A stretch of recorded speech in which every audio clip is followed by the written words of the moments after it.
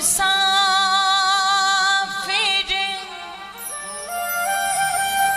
जाग रे तू जाग मुसाफिर जा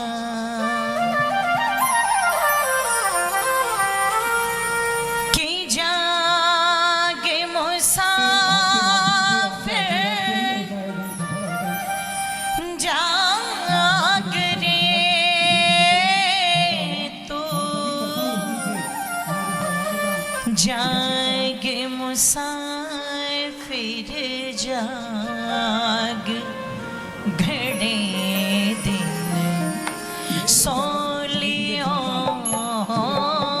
रे हो अब जाग मुसाफिर जाग घड़ा दिन सो लियो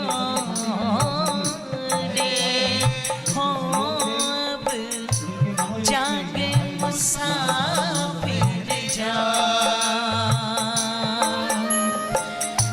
जाग मुसाफिर जाग रे तो जाग मुसाफिर जाग घड़ा दे सो लियो रे हो अब जाग मुसाफिर जाग घड़ा दे सो लियो रे अब जाग मुसाफिर जा। आइए जरा मीठी मीठी सी तालियों को खोल करके भजन का आनंद लेंगे एक साथ सभी के सभी।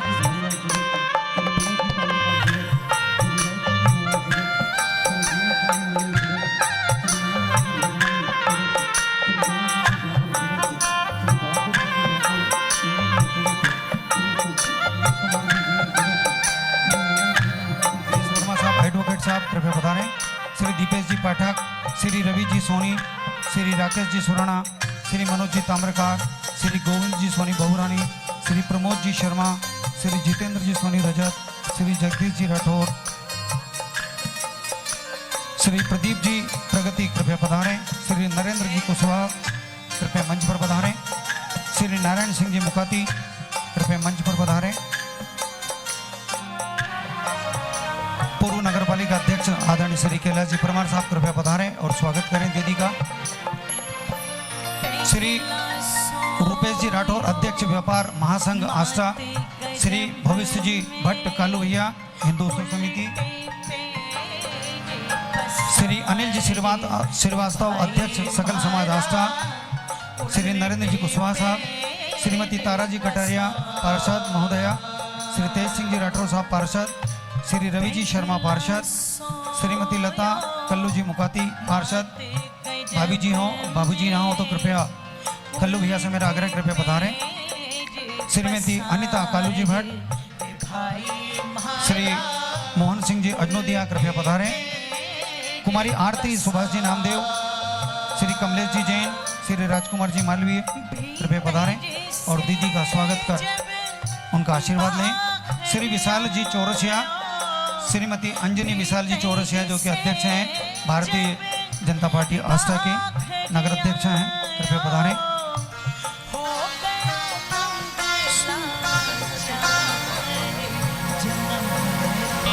श्रीमती मुकेश जी ताम्रकार, श्री भोलू सिंह जी ठाकुर हमारे एमडी सर कृपया पधारें और दीदी का स्वागत कर उनका आशीर्वाद ग्रहण करें। श्रीमती राकेश जी आर्य, श्रीमती राकेश जी आर्य और श्रीमती राधा कृष्ण जी धर्मा, मेरा आग्रह है कृपया मंच पर पधार कर दीदी का पुष्पगुच्छ से स्वागत करें। श्रीमती ज्योति जी सोनी, श्रीमती ज्योति मनोज जी सोनी कृपया मंच पर पधारें और दीदी का स्वागत करें। श्रीमती मनोज जी सोनी, ज्योति जी सोनी कृपया मंच पर पधारें।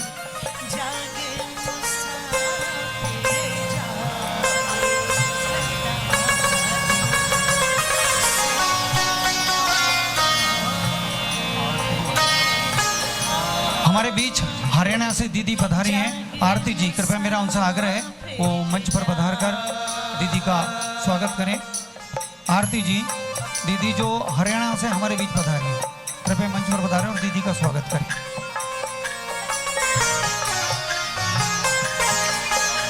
श्रीमती शशि जी परमार पतंजलि योगपीठ से कृपया पधारी हैं। हमारे युवा साथी और आस्था सरापा एसोसिएशन के अध्यक्ष श्री गणेश प्रसाद जी सोनी गोलू भैया कृपया मंच पर पधारें। देवकरण जी पहलवान और चंचू भैया तीनों आप साथ में आए। अनिल जी भाटी शीघ्रता करें। श्री कमल जी उमट अध्यापक जी से मेरा आग्रह है कृपया पधारें प्रदेश से। और इस कथा को, इस उद्बोधन को, इस आयोजन को पूरे देश में दूर दूर तक पहुंचाने में सहभागी आदरणीय राहुल जी आर्य करनाल हरियाणा से जो हमारे बीच उपस्थित हैं, मैं उनके स्वागत के लिए भी श्री नारायण जी मुकाती साहब से आग्रह करूंगा कि वो आएँ और साफी लेकर और पुष्प गुच्छ लेकर जो साथी हमारे बीच यहाँ पर। मैं आस्था नगर की ओर से उनका भी स्वागत करता हूं। और दीदी की जो यूट्यूब चैनल है तो दीदी खुद उनको साथ में लेके आई है ताकि ये कथा हमेशा के लिए आप लोग बाद में भी देख सकें यूट्यूब के ऊपर। तो यूट्यूब के साथी हमारे जो साथ में आए उनका भी मैं स्वागत करता हूं। मेरे समस्त सामने बैठे हुए वरिष्ठ जन, मैं आपका बच्चा हूं, आपको मैं अच्छे से आप परिचित हैं, सभी मेरे परिचित हैं, मैं सबका नाम ले सकता हूं, लेकिन आप सबकी तरफ से मैं दीदी का बोलिए सत्य सनातन वैदिक धर्म की जय। बोलिए माता पार्वती नाथ श्री शंकर भगवान की जय। बोलिए स्यावर रामचंद्र भगवान की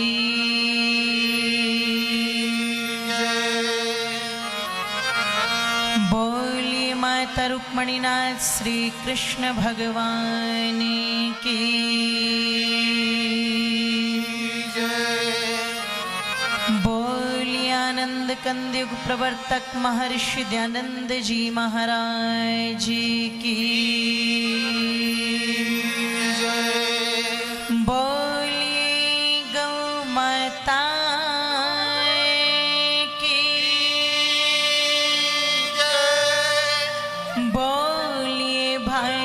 माता की जय। बोलिए श्री माता शीतला धाम की जय। जय श्री राम, जय जय श्री राम।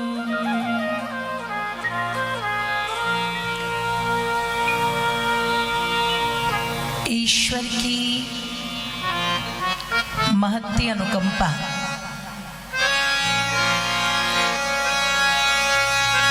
जब मानव के हृदय में एक प्रेरणा बनकर के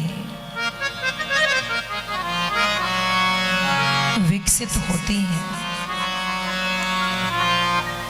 कहते हैं तब मनुष्य के मन में इस प्रकार के विचार आते हैं कि वो धर्म की ओर, आध्यात्मिकता की ओर, एक स्वस्थ और श्रेष्ठ चिंतन की ओर बढ़ता है। आइए कुछ ऐसे ही संकल्पों को लेकर के जो ये हमारा पूरा आष्टा नगर है, कायदे में तो आष्टा से बदल करके आस्था नाम रख देना चाहिए,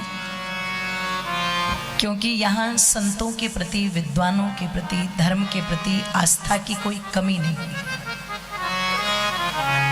ये पूरा नगर और आसपास के जो क्षेत्र हैं सभी के सभी इन विचारों से बहुत गहराई के साथ जुड़े हुए हैं, और जो कि मेरे लिए ये स्थान बिल्कुल भी अपरिचित नहीं है। इस समय यहाँ जितनी भी पवित्र सज्जन महानुभाव उपस्थित हैं, आप सब मेरे परिचय में पहले से हैं और आपका ये स्नेह, आपका ये प्रेम, आपकी ये सच्ची निष्ठा, ये भावना निरंतर मुझे यहाँ आने के लिए एक उत्साह प्रदान करती है। और यहाँ आते समय बिल्कुल भी मेरे मस्तिष्क में ये बात नहीं रहती कि मैं किसी अपरिचित स्थान पर जा रही हूँ। यहाँ आना मुझे ऐसा लगता है जैसे एक परिवार से निकल कर के मैं अपने दूसरे परिवार में जा रही हूँ। तो आप लोगों का जो पारिवारिक स्नेह मेरे साथ जुड़ा हुआ है, निश्चित उसके लिए तो धन्यवाद शब्द अपने आप में बहुत छोटा है। निश्चित परमात्मा की कृपा आप पर बनी रहे, ईश्वर की अनुकंपा आप पर बनी रहे, जो कि पहले भी कई बार आपके इस नगर में आदरणीय हमारे बाबूलाल जी, सम्मान्य हमारे मानस भवन के पूर्व अध्यक्ष आदरणीय श्री खंडेलवाल जी, सम्मान्य हमारे वर्मा जी, आदरणीय हमारे दिनेश जी, प्राय इनकी अध्यक्षता में जो इस प्रकार के आयोजन रहे, मेरा आना यहाँ भी रहा। इसके अलावा जो हमारा गांव है हरनावदा, जहाँ से हमारे भारत सिंह जी उपस्थित हैं, खामखेड़ा से हमारे आर्य जी उपस्थित हैं, कोठरी से हमारे जगदीश पटेल जी उपस्थित हैं, निरंतर आना रहा है। निश्चित वो आना बड़ा महत्वपूर्ण रहा, पर इस बार मेरे लिए सबसे प्रसन्नता की बात ये है कि ये जो कड़ियाँ थी, इस बार ये सारी की सारी कड़ियाँ एक जगह जुड़ चुकी हैं। और जो हमारा उद्देश्य है, ध्यान रखिएगा, वो उद्देश्य यही है कि सब जुड़े। जुड़ने की आवश्यकता क्यों है? वर्तमान में इस जुड़ाव का महत्व क्या है? आगे आने वाले समय में इस जुड़ाव का जो फल मिलने वाला है वो क्या होगा? बस ये सोच लेना, ये जो 3 प्रकार के वाक्य एक प्रसन्न चिन्ह को लेकर के उठे हैं, इन 3 प्रकार के विचारों को ही एकजुट करने के लिए कार्यक्रम, ये आयोजन रखा गया है। इस आयोजन का मुख्य उद्देश्य ही यही है कि आज हमें जुड़ने की आवश्यकता क्यों है, एक जगह एकत्रित होने की आवश्यकता क्यों है। व्यक्तिगत हमारे कितने भी विचारों में मतभेद हो सकता है, लेकिन जब बात अपनी संस्कृति की आती है, जब बात अपनी परंपराओं की आती है, जब बात अपने सिद्धांतों की आती है, जब बात अपने महापुरुषों के विचारों के संरक्षण की आती है, जब बात आपकी अपनी उन मान्यताओं की आती है जिस मान्यता के कारण आप गर्व से कहते हैं कि हम आर्य हैं, हम हिंदू हैं, हम सनातन हैं, तो जब बात इस सिद्धांत पर आकर के टिकती है तो ध्यान रखिएगा, वहां आपके पास कोई बहुत ज्यादा विकल्प नहीं है, वहां गिने चुने विकल्प हैं। और उन गुने चुने विकल्पों को अगर पहले से ही आप लोग धारण करके चलेंगे तो मुझे लगता है सुरक्षा की दृष्टि से बहुत मजबूती प्राप्त कर जाएंगे। और यदि ये चेतना हमारी ना जागी, ये संवेदना हमारी ना जागी, तो भविष्य में कितना घातक परिणाम, आपको तो नहीं, आप तो बच जाएंगे, लेकिन जो आपके ये नन्हे नन्हे बालक हैं जिनको देख कर के आप फूले नहीं समाते, जिनके लिए आपको लगता है कि पता नहीं हम क्या कुछ इनके लिए कर दें, कितनी संपदा इनके लिए जोड़ दें, कितना धन इनके लिए जोड़ दें, कितने बड़े बड़े महलों का स्वामी इनको बना दे, कितनी साधन संपन्नता इनके जीवन में ला दे, तो मैं कह दूं जिनको देख कर के आप प्रसन्न होते हैं, ये युवा पीढ़ी हो सकता है तुम्हारे धन, तुम्हारी संपदा, तुम्हारे साधनों की मालिक बन जाए, लेकिन फिर भी किसी न किसी रूप में तुम्हें दोषी माने कि अगर हमारे पूर्वज पहले इस दिशा में कार्य कर लेते, बढ़ जाते, तो आज हमें इन कठिनाइयों का सामना न करना पड़ता।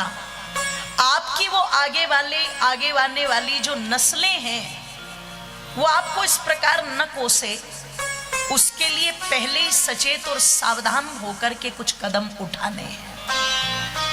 और ये कदम कोई मेरे अपने मस्तिष्क की उपज नहीं है कि मैंने कोई विचार पैदा किए और वो मैं आप लोगों के बीच में रखने के लिए आई हूं।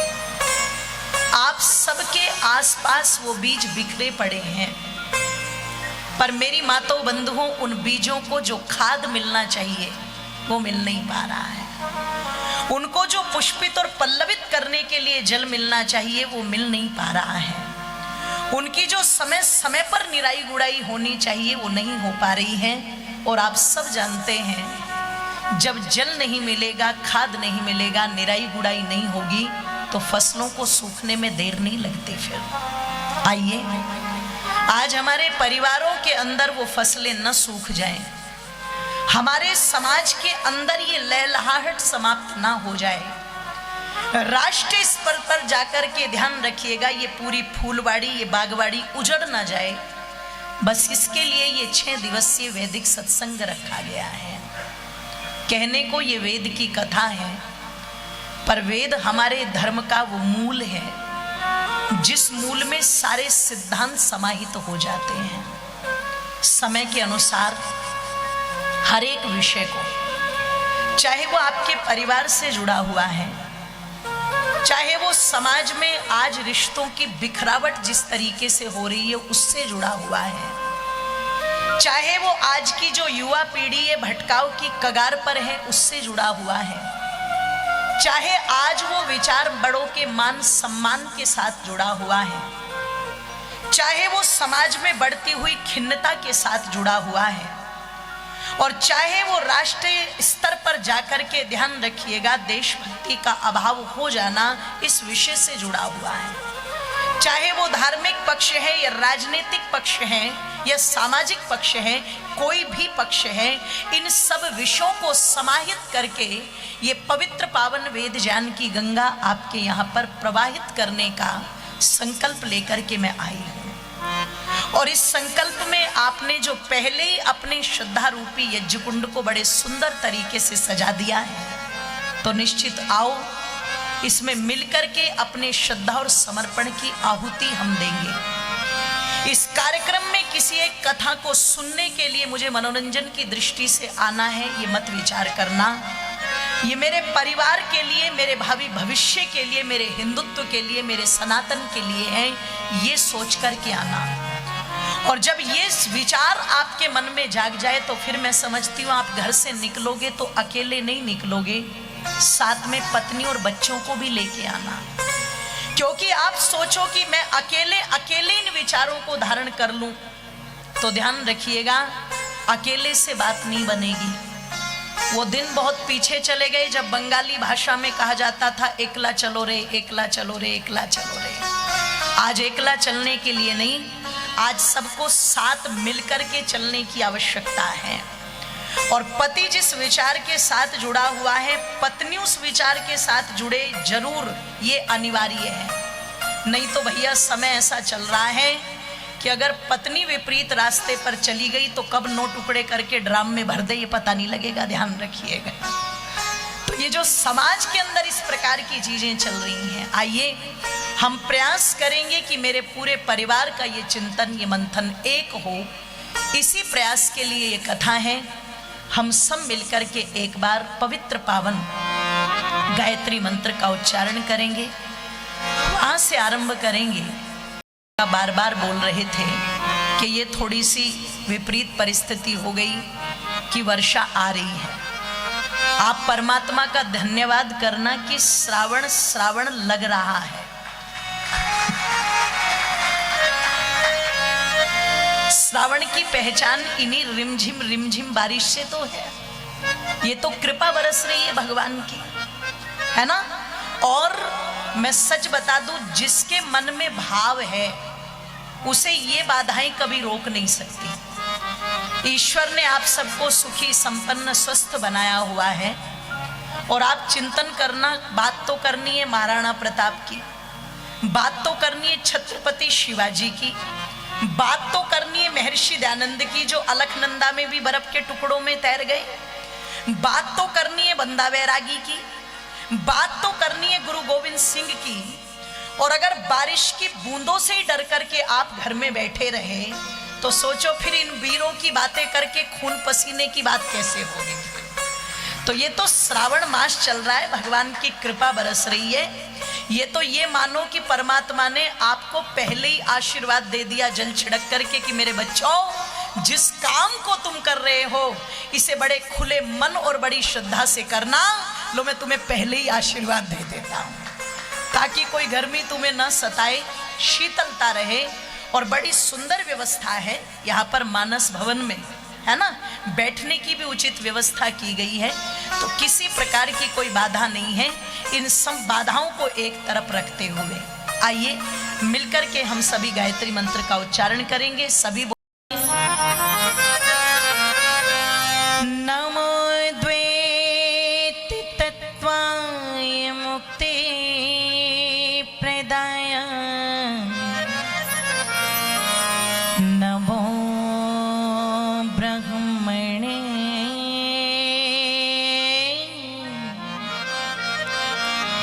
व्यापिने शाश्वता, ओम शांति शांति शांति।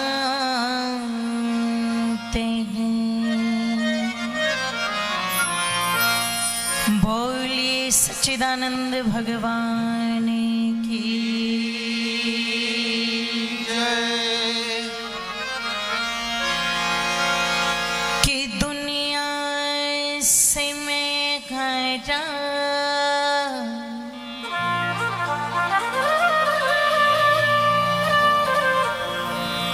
तो आया तेरे द्वार,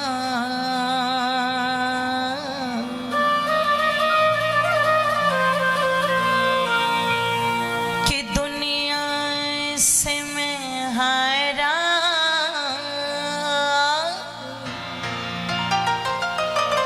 तो आया तेरे द्वार। यहाँ से जो घरा कहाँ जाऊंगा सरकार, यहाँ से अगर जो घरा कहाँ जाऊंगा सरकार। दुनिया से मैं घरा तो आया तेरे द्वार, दुनिया से मैं हारा तो आया तेरे द्वार। यहाँ से अगर जो हारा कहाँ जाऊंगा सरकार, यहाँ से अगर जो हारा कहाँ जाऊंगा सरकार, यहाँ से अगर जो हारा कहाँ जाऊंगा सरकार। दुनिया से मैं हारा तो आया तेरे द्वार, दुनिया से मैं हारा तो आया तेरे द्वार। यहाँ से अगर जो हारा कहाँ जाऊंगा सरकार, यहाँ से अगर जो हारा कहाँ जाऊंगा सरकार। ये सभी मीठी मीठी सी तालियां भजन के साथ में खोल भी देंगे। उस परम पिता परमेश्वर को नमन करते हुए, प्रणाम करते हुए, उसका स्मरण करते हुए बड़ी सुंदर सी पंक्तियां सभी आनंद लेंगे एक साथ।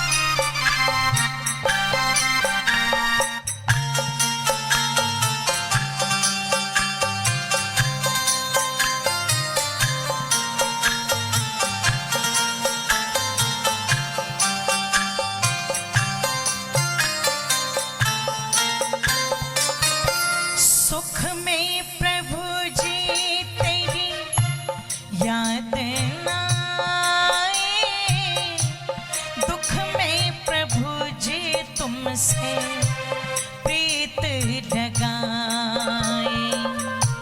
सुख में प्रभु जी तेरी याद ना आए, दुख में प्रभु जी तुमसे प्रीत लगाए। सारा दोष है मेरा, मैं करता हूँ स्वीकार। सारा दोष है मेरा, मैं करता हूँ स्वीकार।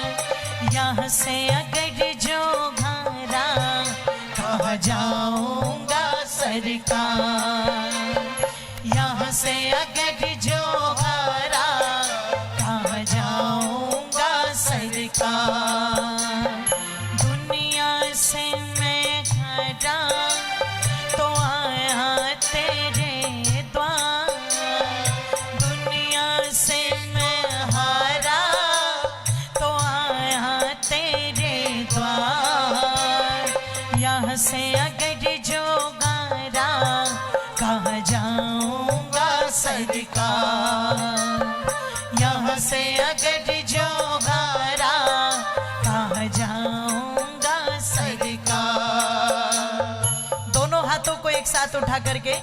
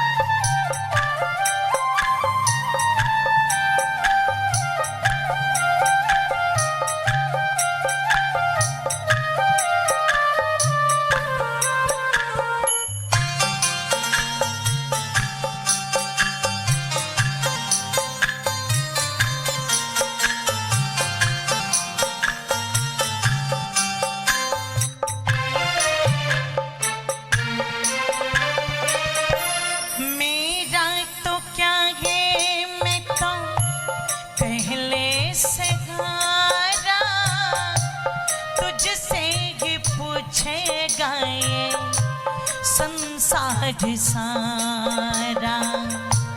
मेरा तो क्या है, मैं तो पहले से हारा।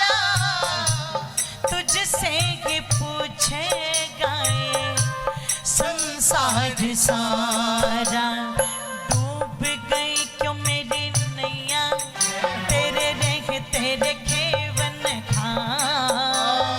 डूब गई क्यों मेरी नैया, तेरे रहते खेवन हार। यहाँ से अगर जो हारा कहाँ जाऊंगा सरकार। यहाँ से अगर जो हारा कहाँ जाऊंगा सरकार। दुनिया से मैं हारा तो आया तेरे द्वार। दुनिया से मैं हारा तो आया तेरे द्वार। यहाँ से अगर जो हारा कहाँ जाऊंगा सरकार।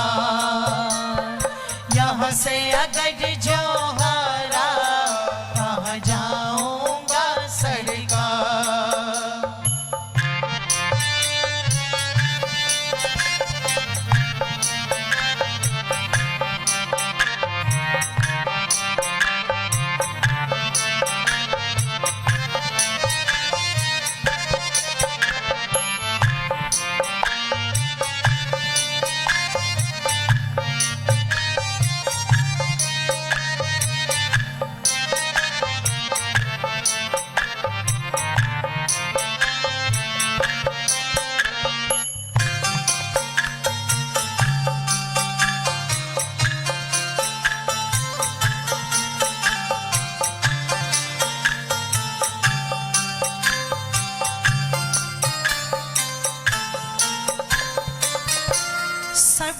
कुछ लुटा है बस लाज बची है, तेरे भरोसे मेरी आस बंधी है।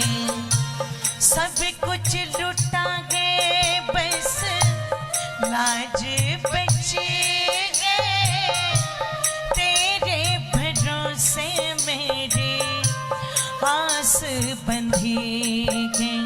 सुना कि तुम सुनते हो हम जैसों की पुकार, सुना कि तुम सुनते हो हम जैसों की पुकार। यहाँ से अगर जो गरा कहाँ जाऊंगा सरकार, यहाँ से अगर जो गरा कहाँ जाऊंगा सरकार।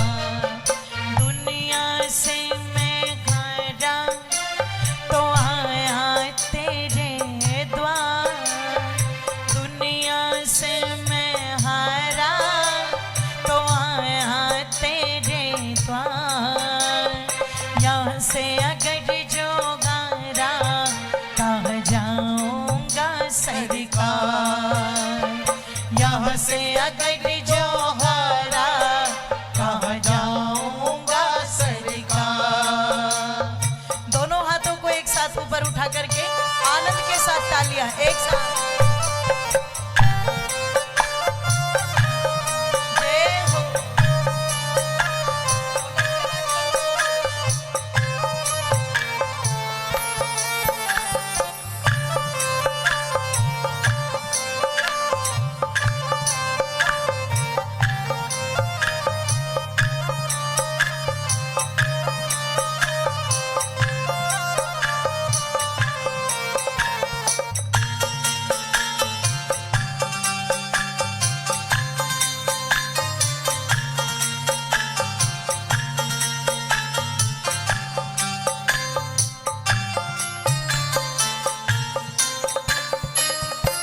जिसको बताया मैंने अपना फसाना, उसने बताया मुझको तेरा ठिकाना।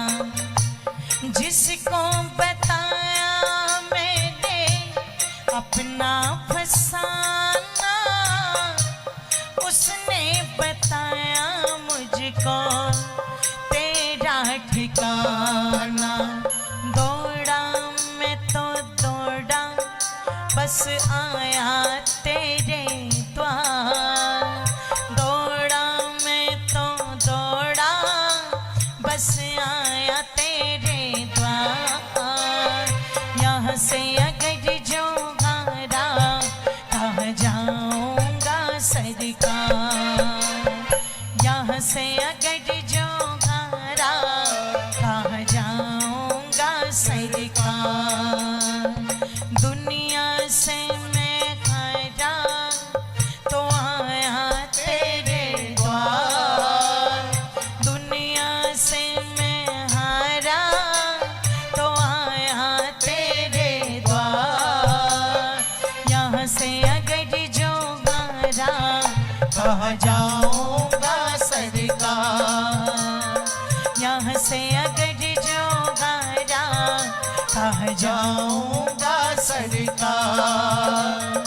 यहाँ से अगर जो गारा कहाँ जाऊंगा सरकार, यहाँ से अगर जो गारा कहाँ जाऊंगा सरकार।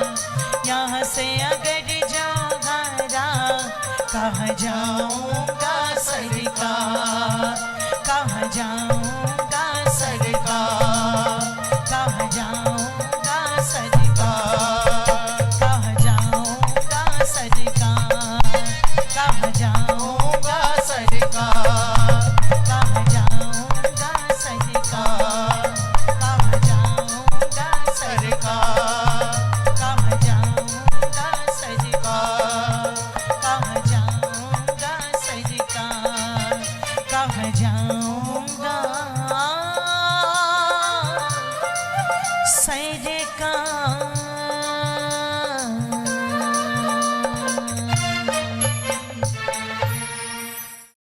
शंकर भगवान की। संगीत में वैदिक सत्संग के आयोजक हमारा संपूर्ण वेद प्रचार मंडल तथा आर्य समाज से जुड़े हुए समस्त सम्मानित पदाधिकारीगण,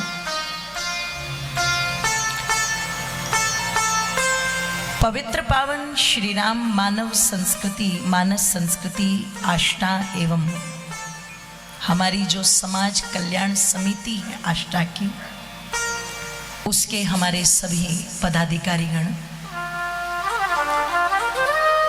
बड़े ही आदर व सम्मान श्रद्धा के योग्य श्री शीतला माता मंदिर समिति आष्टा के सभी श्रद्धालु जन,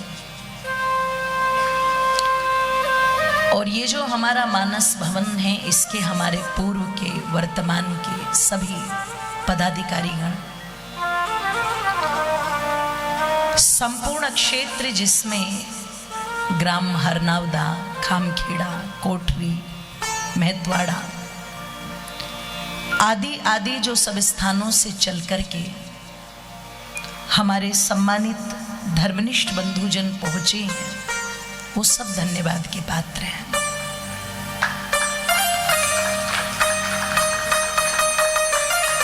अच्छा, तालियों से ऐसा तो लग रहा है जैसे आष्टा में तालियों पर कोई जीएसटी लागू कर दी गई हो।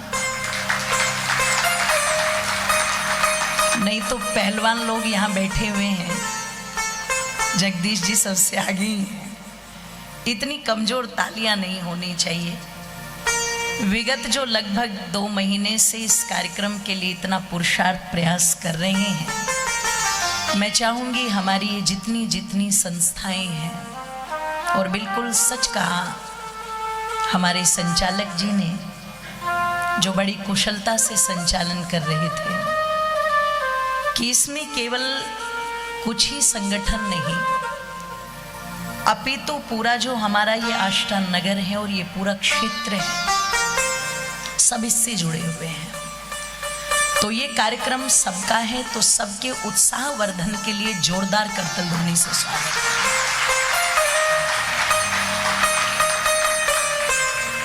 सभा में उपस्थित हमारे सम्मान श्रद्धा के विशेष पात्र हमारे वयोवृद्ध बुजुर्गजन, धर्मनिष्ठ महानुभव वंदनीय हमारी भगवती माता सीता के समान, भगवती माता रुक्मणी के समान वंदनीय मातृशक्ति, और देश का भविष्य जिनके हाथों में है, वो हमारे सभी नौजवान भाई, मेरी बहनें, सर्वप्रथम तो मैं आप सभी की गरिमामयी उपस्थिति को नमन करती हूँ, प्रणाम करती हूँ, और ईश्वर से आप सभी के उत्तम और मंगलमय जीवन की कामना करती हूँ। विगत कई वर्षों से ये विचार बन रहा था कि एक लंबा कार्यक्रम आष्टा नगर में रखा जाए, और इसके लिए निरंतर जिन्होंने इस रूपरेखा में एक बहुत अग्रणी भूमिका निभाई है, वो चाहते नहीं कि उनका नाम लिया जाए, लेकिन कभी कभी अपने आप को रोका नहीं जाता। निरंतर जिनका ये लक्ष्य विगत कई वर्षों से था, इसमें और भी बहुत सारे व्यक्ति जुड़े हुए हैं, लेकिन उनसे इस बारे में बराबर बात होती थी। ऐसे हमारे मनोज सोनी जी काका, अब ये मध्य प्रदेश की एक बहुत अच्छी परंपरा है कि यहाँ ज़्यादा टेंशन नहीं लेते। एक ही रिश्ता अगर किसी से जुड़ जाए तो पूरा नगर कहता है हम इसी को स्वीकार कर लेंगे, तो ये पूरे आष्टा के ही काका बना रखे हैं आपने, और इन्हें तो आप छोड़ोगे कैसे? यहाँ तो मुख्यमंत्री को नहीं छोड़ा, उन्हें मामा बना दिया सबने। तो इससे पता लगता है आपकी सरलता, आपकी सहजता का, और रिश्तों के प्रति आपके सम्मान का। ये भी एक सम्मान होता है। तो जिन्होंने बहुत पुरुषार्थ किया इसके लिए, निरंतर उनसे मेरी बात होती थी और बहुत दिनों से उनकी इच्छा थी, पर इस प्रकार के सहयोग बन नहीं पा रहे थे। लेकिन ये संयोग जो बना है ये एकदम से बना है, और जिस दिन से बना है उस दिन से निरंतर क्या तैयारियां चल रही हैं, कितना पुरुषार्थ चल रहा है, क्या उद्देश्य चल रहा है, ये मैं उनके शब्दों से समझ रही थी कि वास्तव में कितनी तड़फ है इन सब के मन में। और यहाँ भी जो बैठे हुए हैं, मैं अच्छी तरह जानती हूँ जो जो इन विचारों से जुड़े हुए हैं कि वो चाहते क्या है। यदि ये कार्यक्रम हम सबका है तो आओ इसे सफल बनाने का भी कर्तव्य हम सबका बनता है। इस समय श्रावण मास चल रहा है, एक शब्द है श्रवण। श्रवण कहते हैं सुनना और श्रावण कहते हैं सुनाना। मैं आपको सच बताऊं, संभवतः आप उस परंपरा से पहले से परिचित होंगे, और यदि नहीं परिचित हैं तो मैं आपको बता दूं, ये जो समय है श्रावण मास का, सुनाने का, इसका नाम ही श्रावण इस कारण से पड़ा कि प्राचीन काल से ये परंपरा चली आ रही है कि बरसात के समय में ना तो खेती का उतना कार्य होता था, ना व्यापार आदि का उतना तनाव होता था, और प्राय करके जो गृहस्थी लोग हैं वो इस समय में थोड़े से खाली होते थे, अपने कार्यों से फ्री होते थे। अब पता लगा उन गृहस्थियों के बीच में जो वानप्रस्थी हैं, जो सन्यासी हैं, आज के सन्यासी और वानप्रस्थियों की बात नहीं कर रहे। आज तो गृहस्थी की इतनी मौज नहीं है जितनी सन्यासी और वानप्रस्थियों की है। आज तो वो बड़े बड़े अपने आश्रम बना करके बैठे हैं, लेकिन भारतीय परंपरा में जो वास्तविक सन्यासी और वानप्रस्थी थे, वानप्रस्थी का मतलब ही था वनों की ओर प्रस्थान कर जाना। सन्यासी का मतलब ही था कि जो अग्नि के स्वरूप को धारण कर लेता था, अग्नि का और उसके वस्त्रों का रंग एक होना, मतलब जिसने सब कुछ स्वाहा कर दिया।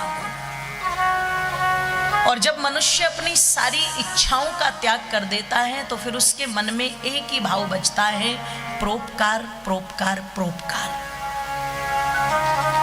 फिर वो लौट करके अपने गांव तो नहीं आता, लेकिन अपने गांव, अपनी जन्मस्थली को छोड़ करके देश देशाटन में घूम घूम करके धर्म का प्रचार करता है। ये सन्यासी का लक्षण है। तो जो सन्यासी और वानप्रस्थी उस समय वनों में निकल जाते थे, जंगलों में निकल जाते थे, कंदराओं में निकल जाते थे, गुफाओं में जाके बैठ जाते थे ध्यान साधना के लिए। तो इस वर्षा काल में क्योंकि नदियां उफान पर होती थी, पहाड़ों के खिसकने की संभावनाएं अधिक रहती थी, तो सन्यासी वानप्रस्थी सुरक्षित रहे, इसके लिए वो इस वर्षा काल में वहां से चल करके नगरों में, गांव में आ जाते थे। और जो कि आकर के ये नहीं कि चलो बैठ करके भोजन कर रहे हैं, नहीं, विद्वान का कर्तव्य बनता है वो किसी घर की रोटी अगर खा रहा है तो रोटी बाद में खाए, पहले उस परिवार के कल्याण के लिए कुछ उपदेश करे, कुछ विचार प्रस्तुत करे। तो मेरी माताओं बंधुओं, जब वो सन्यासी विद्वान चल करके आते थे तो गृहस्थियों के बीच में बैठ करके उपदेश करते थे, और चिंतन करना वो समय कितना अच्छा रहा होगा, वो काल कितना अच्छा रहा होगा कि उस समय गृहस्थी जो थे बड़ी श्रद्धा से उन विद्वानों का, उन सन्यासियों का सत्कार करते थे। इसे ही कहा जाता था अतिथि यज्ञ।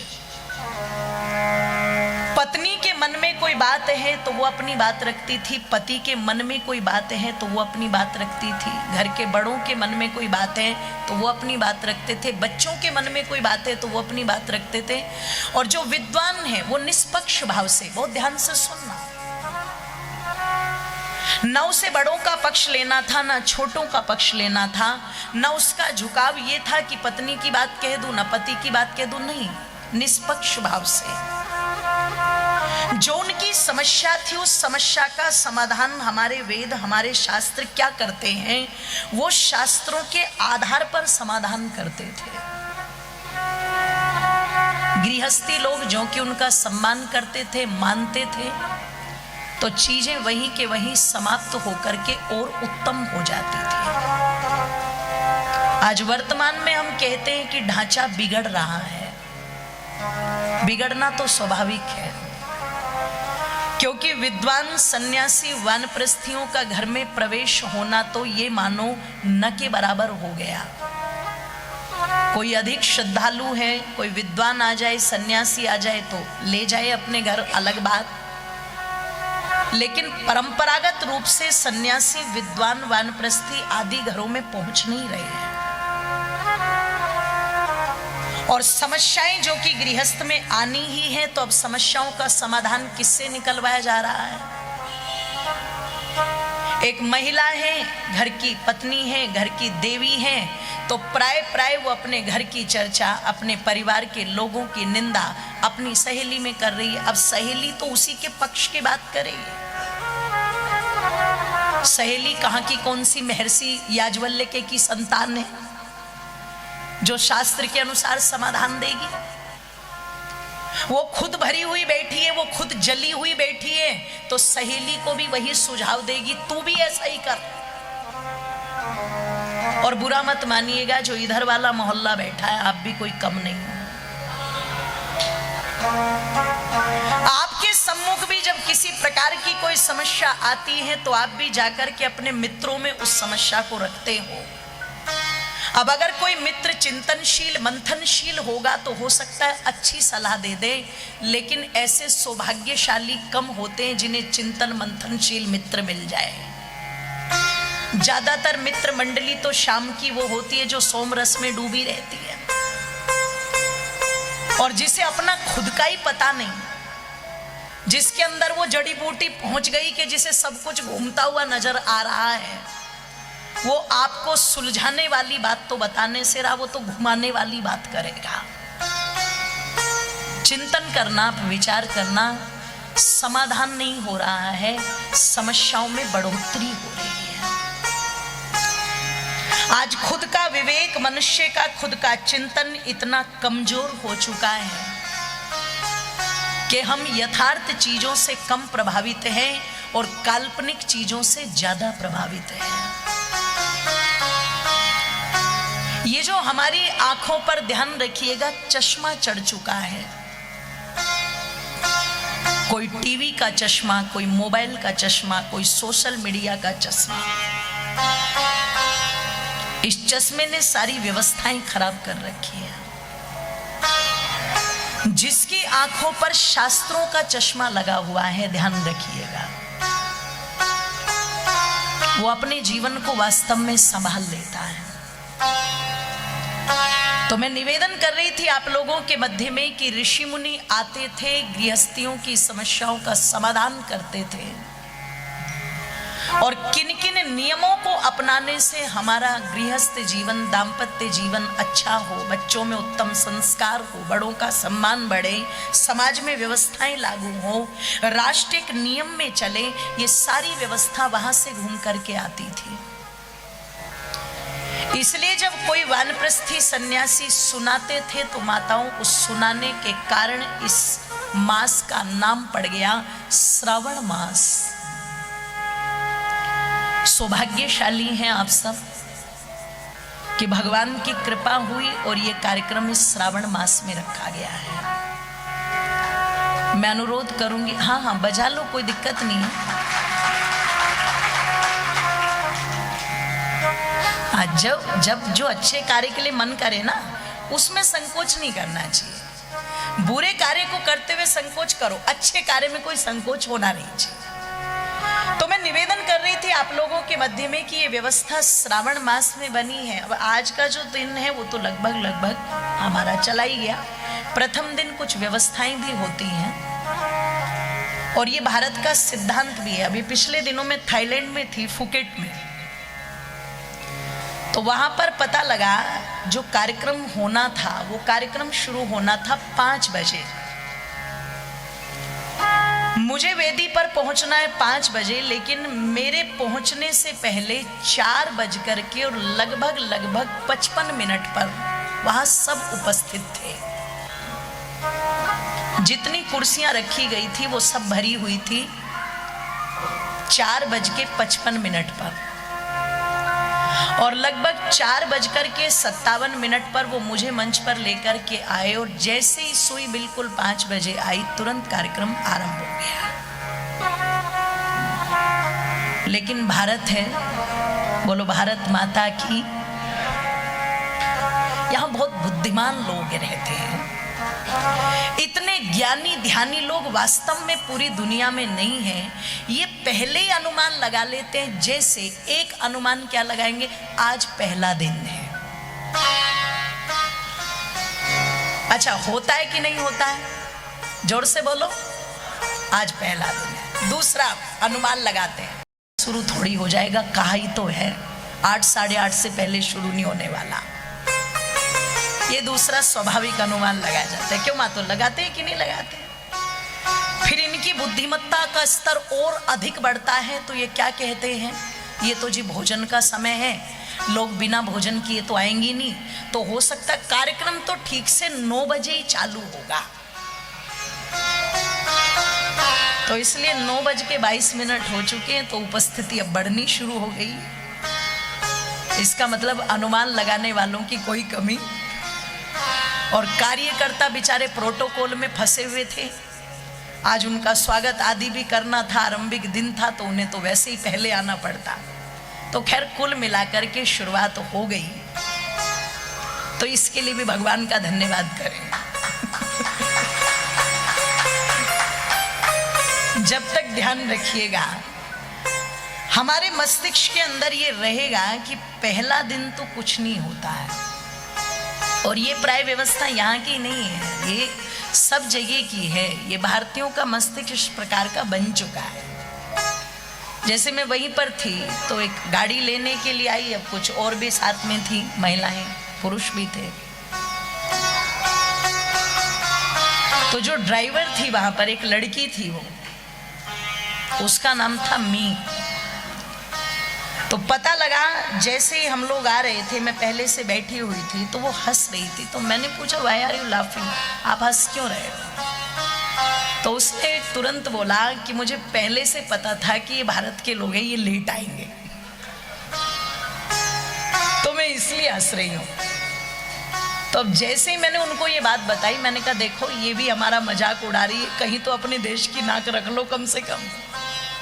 भारत वालों के बारे में प्रसिद्ध हो चुका है कि वो लेट ही आएंगे, तो अब आगे ऐसा मत करना, ये भी हमारे लिए कहीं ना कहीं एक शर्म की बात हो जाती। मैं निवेदन करूंगी आप लोगों के मध्य में, इस कार्यक्रम को गंभीरता से बिल्कुल समझेंगे कि 7:30 बजे आरंभ होगा और 10 बजे हम इसका समापन करेंगे, ताकि किसी को कोई तकलीफ ना हो। क्योंकि मुझे पता है आष्टा में सब व्यापारी वर्ग हैं, अपने कार्यों में सब व्यस्त रहते हैं। तो 5 दिन हमारे ओर शेष रहेंगे। इन 5 दिनों में थोड़ा सा कोशिश कीजिएगा आप कि जीवन में सब चीजें तो चलती रहेंगी, पर ये जो अवसर होते हैं ये कभी कभी आते हैं। कौन से अवसर? आइए, एक शब्द जुड़ा हुआ है यहाँ, वैदिक सत्संग। मैं यहीं से अपनी बात आरंभ करती हूँ, और बस थोड़ी देर के लिए अपना हृदय मुझे सौंप दीजिएगा, ताकि उस हृदय में मैं कुछ रख पाऊँ, अपने ये शब्द आपके हृदय तक पहुँचा पाऊँ। है, इससे सबको इतना तो समझ में आ ही रहा होगा कि यहां पर जो बात होगी वो वेद से आरंभ की जाएगी, और होनी भी चाहिए। हमारी कोई भी कथा हो, हमारा कोई भी धार्मिक आयोजन हो, उसमें वेदों से बात आरंभ होनी ही चाहिए। कारण वेद अखिलो धर्म मूलम। स्वयंभू मनु कहते हैं वेद धर्म का मूल है। जैसे कोई बच्चा मेडिकल लाइन में अगर जाना चाहता है, तो मेडिकल लाइन में जाने के लिए उसे उन्हीं ग्रंथों को पढ़ना पड़ेगा जिसमें मेडिकल की पूरी जानकारी होगी। अगर कोई बच्चा इंजीनियर बनना चाहता है, तो उसे उसी सिलेबस को, उसी कोर्स को पढ़ना पड़ेगा जिसमें इंजीनियरिंग की पूरी जानकारी होगी। यदि कोई व्यक्ति आईपीएस पीसीएस बनना चाहता है, तो उन्हें उन्हीं व्यवस्थाओं को पढ़ना पड़ेगा। यदि कोई राजनीति में जानना चाहता है, तो उसे राजनीति के विषय में जानना पड़ेगा।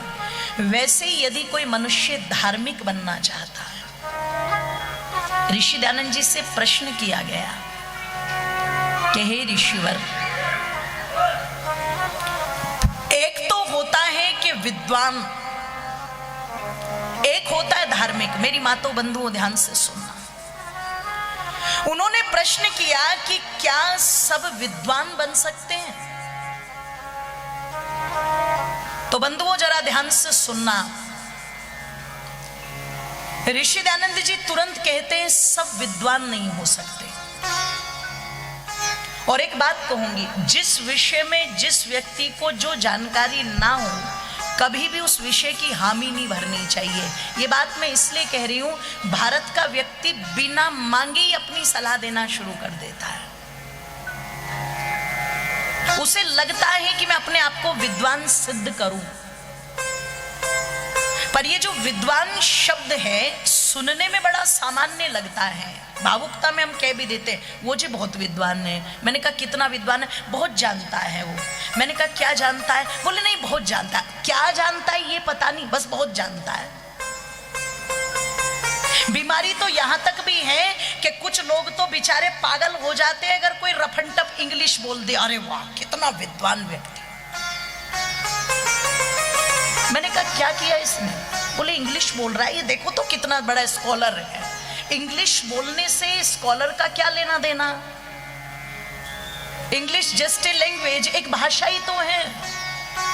और उस भाषा को लेकर के भी हम इतने गंभीर पड़े हुए हैं कि यदि कोई इंग्लिश बोल रहा है तो उसी को देख करके पागल कि हाँ बहुत बड़ा विद्वान है। विद्वान शब्द का मतलब जो विद्या के मर्म को भली भांति जानता है।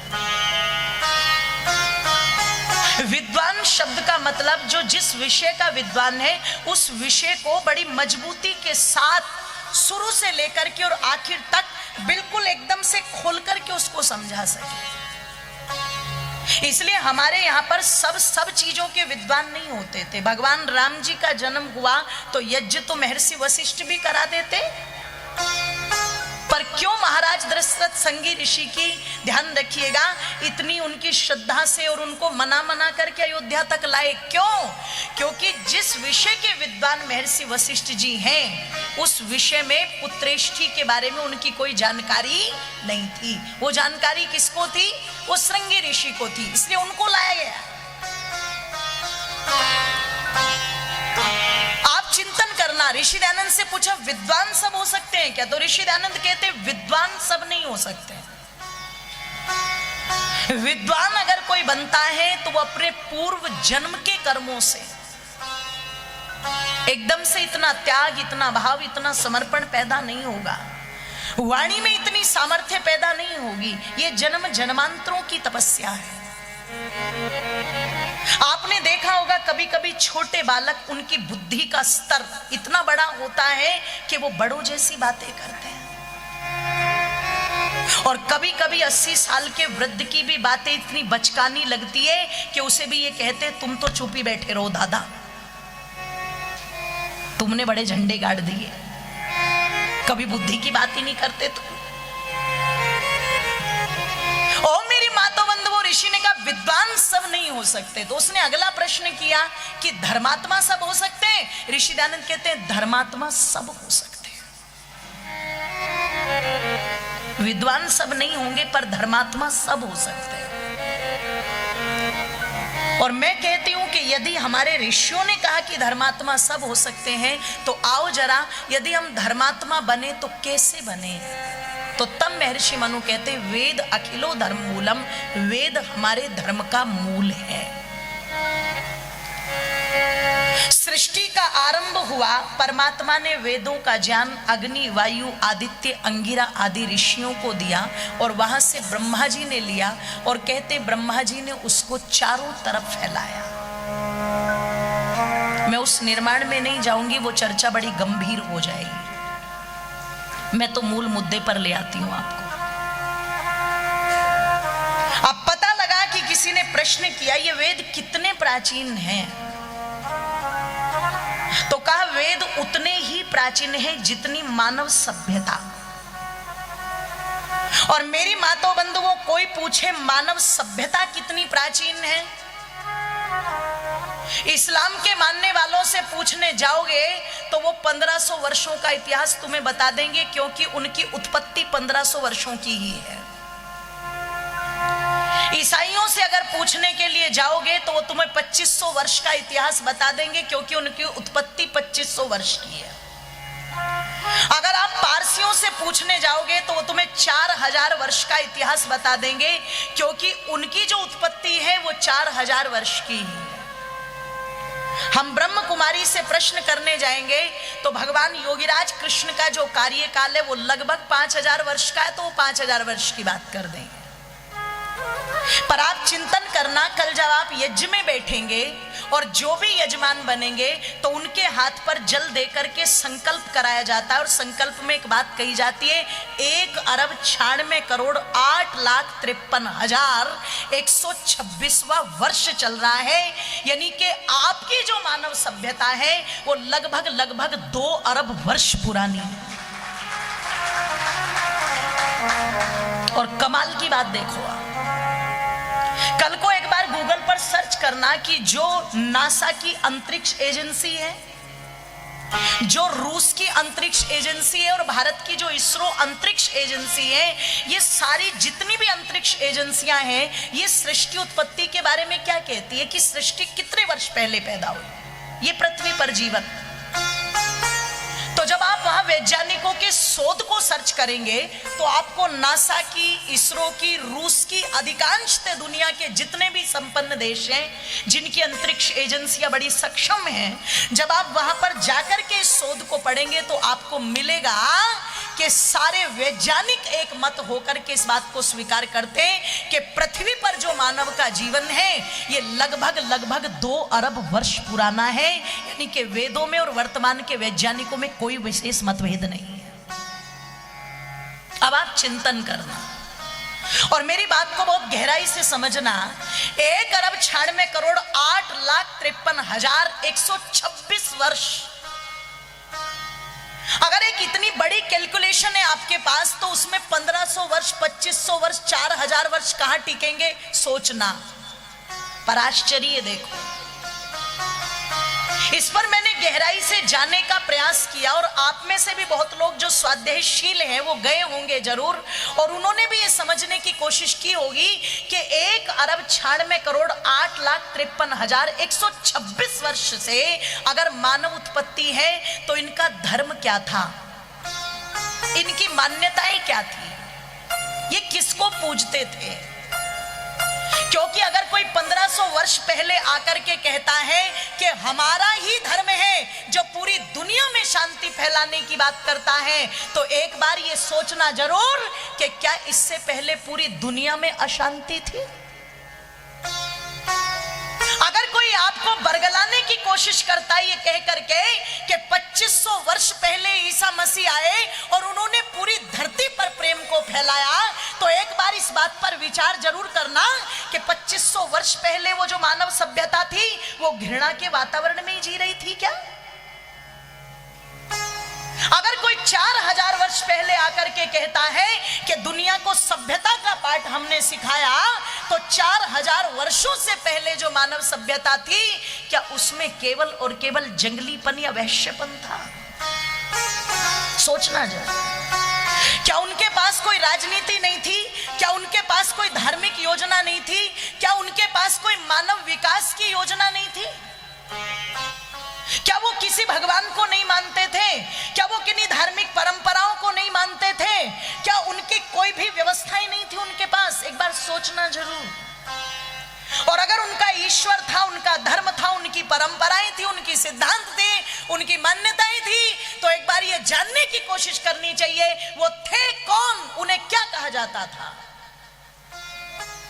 अगर कोई कहे वो इस्लाम के वाहक थे तो इस्लाम 1500 वर्ष पहले आया है।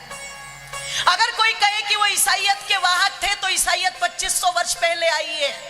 अगर कहे वो पारसी मत के मानने वाले थे तो पारसी मत 4000 वर्ष पहले आया है। अगर कहे कि कोई वो जैन थे या बौद्ध थे या यहूदी थे या पारसी थे तो ये सब 4000 वर्षों के बाद के हैं। अब आप चिंतन जरूर करना, वो जो 4000 वर्षों से पहले इतना लंबा इतिहास है, उस इतिहास में थे कौन। तब आपको पता लगेगा कि 4000 वर्षों से पहले पूरी दुनिया में अगर कोई फैला था, पूरी दुनिया में अगर किसी का प्रकाश था, तो मेरी मातों बंधुओं वो केवल और केवल एक शब्द है और वो है सनातन। पूरी दुनिया के तख्ते पर केवल और केवल सनातन फैला था। 5242 वर्ष पहले चले जाओ तो इसी सनातन की ध्वजा को पकड़ लिया था योगेश्वर कृष्ण ने और खंड खंड आर्यावर्त को एक करके चक्रवर्ती राजा युधिष्ठिर को बना दिया था। और आज जैसे दिल्ली के अंदर सम्मेलन हुआ था ना अभी 2-3 वर्ष पहले, सब देशों के राजा आ रहे हैं झूमते झूमते उपहार लेकर के। कभी पढ़िएगा महाभारत को उठा करके, वैसे लोग महाभारत का नाम सुन के बड़ा डर जाते हैं, आस्था वाले तो नहीं डरते ना। हाँ, इसीलिए तो कह रही थी आस्था है यहाँ। अच्छा, डर क्यों जाते माताओं? लोग कहते अगर हमने महाभारत पढ़ लिया, अंजलि जी अगर हमने महाभारत को अपने घर में लाके रख लिया तो लड़ाई हो जाएगी। मैंने कहा अरे क्या बात है, बिना महाभारत के तो तुम जैसे ऋषि मुनि बन के रह रहे होंगे, तब कौन सी कमी है तुम्हारे लड़ाई झगड़ों में? बताओ आप। जैसे रामायण एक महाकाव्य है जिसे महर्षि वाल्मीकि ने रचा, ऐसे महाभारत भी एक महाकाव्य है जिसे महर्षि वेदव्यास ने रचा। और दो ही चीजें होती हैं, एक विचार वो होता है जो हमें कहता है कि ये करो, एक विचार होता है जो हमें कहता है ये मत करो। रामायण है जो सिखलाती है कि तुम्हें क्या करना चाहिए और महाभारत है जो सिखलाती है कि क्या नहीं करना चाहिए। दोनों का अपना महत्व होता है। आप अगर महाभारत को पढ़ेंगे तो भगवान योगेश्वर कृष्ण खड़े हैं, ध्वजा लेकर के खड़े हैं और इतनी मजबूती के साथ खड़े, इतनी मजबूती के साथ खड़े हुए कि मैं धर्म को खंडित नहीं होने दूंगा, मैं अपने देश को टूटने नहीं दूंगा, मैं अपने राष्ट्र को मरने नहीं दूंगा। इसके लिए फिर चाहे अंतिम समाधान युद्ध ही क्यों ना हो, उस युद्ध में चाहे अपनों का ही रक्त क्यों ना बहाना हो, अपनों को समाप्त करने दूंगा, लेकिन धर्म को समाप्त नहीं होने दूंगा। ये मेरा संकल्प है। वो सनातन के प्रहरी बनकर के खड़े हैं। उनसे पहले चले जाओ त्रेता युग में तो वहां भी खड़े हैं राम। वो राम जो अयोध्या से सब कुछ छोड़ करके निकल गए, सब कुछ। वो राम जिनके चलते समय माता ने कहा कि राम ये वस्त्र भी उतार करके जाने पड़ेंगे तुम्हें, ये जो तुमने गले में स्वर्णिम मालाएं, मोतियों की मालाएं डाली हुई हैं, ये भी तुम्हें उतारनी पड़ेगी। आप चिंतन करना, आज तो एक सब्सिडी छोड़ते हुए आदमी रोता है।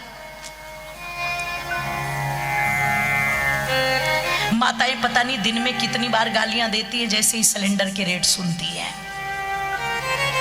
अब यहां तो मुझे पता नहीं, मध्य प्रदेश की तो बड़ी सज्जन है, पर हमारी हरियाणा वाली बड़ी खूंखार है। दिन में 2-4 बार तो मोदी जी को कोस ही देती है। मैंने कहा क्यों कोस रही हो? बोले ये गैस का सिलेंडर इतना महंगा कर दिया। ओ मेरी माताओं बंधुओं, मैं निवेदन आप लोगों के मध्य में कर दूं, आज हम एक सब्सिडी नहीं छोड़ना चाहते और वहां श्री रामचंद्र जी सब कुछ छोड़ के निकल गए। माँ जाते जाते भी कह रही है राम ये वस्त्र भी त्यागने पड़ेंगे, ये मालाएं भी त्यागनी पड़ेगी, आभूषण भी त्यागने पड़ेंगे। मुस्कुरा करके राम कहते कोई समस्या नहीं, ये लो अपनी कंठी मालाएं, ये लो अपनी वेशभूषा, दे दो पीत वस्त्र। और ये जो ध्वजा आप देख रहे हैं, ये रंग राम पर ऐसा चढ़ गया कि वो वस्त्र धारण कर रही है। सब कुछ छोड़ करके निकल रहे हैं राम, पर एक चीज अपने कंधे पर धारण करके निकल रहे हैं। और जरा बोल तो दो वो क्या है, जोर से बोल दीजिए। धनुष। वो किसके लिए है धनुष? वो धनुष उस सनातन की रक्षा के लिए है, वो उस वैदिक संस्कृति की रक्षा के लिए है जिसे लेकर के राम निकले थे।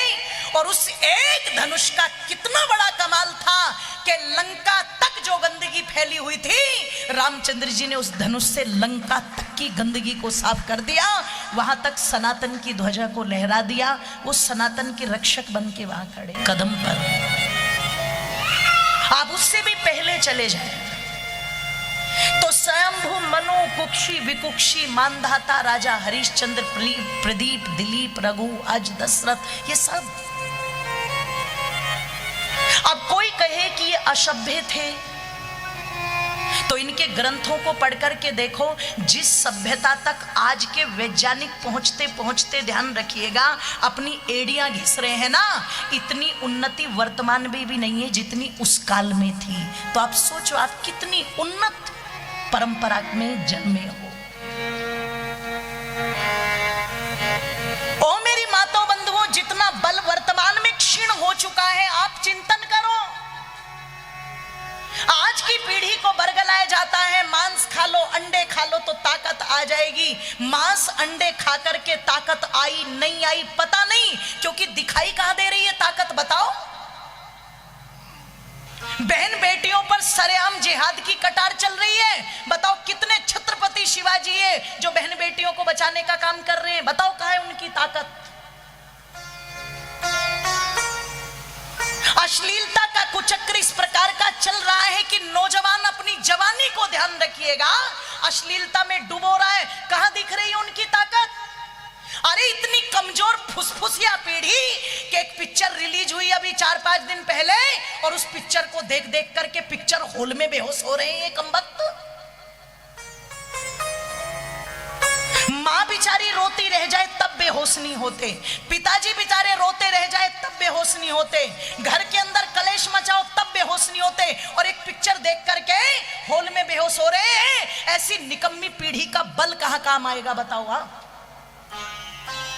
ये बलवान है। बलवान तो वो थे कि जंगल में ना घी मिला ना दूध मिला, और कंदमूल फल खाकर के भी इतनी ताकत थी कि पता लगा वहां पर आ रहे हैं बड़ी बड़ी सेना लेकर के खरोड़ दूषण, और 14 सहस्त्र सेना अकेले राम ने ऐसे बिछा दी जैसे आंधियों में फसलें बिछ जाती है। इससे बड़ी ताकत और क्या होगी? आप चिंतन करना, ये है आपका सनातन, ये है आपका सनातन। और उस सनातन का जो पूरी दुनिया में फैला, पूरी धरती पर फैला, आप चिंतन करो, विचार करो उस सनातन का जो पूरे विश्व में फैला था, जिसके लिए गर्व से कहा कि सतयुग में त्रेता का चक्रवर्ती सम्राट कौन? तो बोले भारत का। त्रेता में चक्रवर्ती सम्राट कौन? तो बोले भारत का। द्वापर में चक्रवर्ती सम्राट कौन? तो बोले भारत का। पूरी दुनिया में सनातन फैला हुआ था। पर चिंतन करना, विचार करना, एक प्रश्न छोड़ रही हूं जिसका उत्तर आज नहीं दूंगी, ये उत्तर निरंतर चलेगा कार्यक्रम के अंतिम दिन तक, कि तुम पूरी दुनिया में फैले हुए थे, लेकिन ऐसी कौन सी भूल तुमसे हुई या तुम्हारे पूर्वजों से हुई, ऐसी कौन सी गलती हुई, ऐसा कौन सा श्राप लगा कि जो पूरी दुनिया में फैला हुआ था, आज अगर उन सनातन के मानने वालों से पूछना पड़ जाए कि पूरी दुनिया में एक देश बताओ जो पूरी तरह से तुम्हारा हो, तो जरा कह तो दो एक बार कौन सा है? आप मॉरिशियस नेपाल की बात तो छोड़ दीजिए,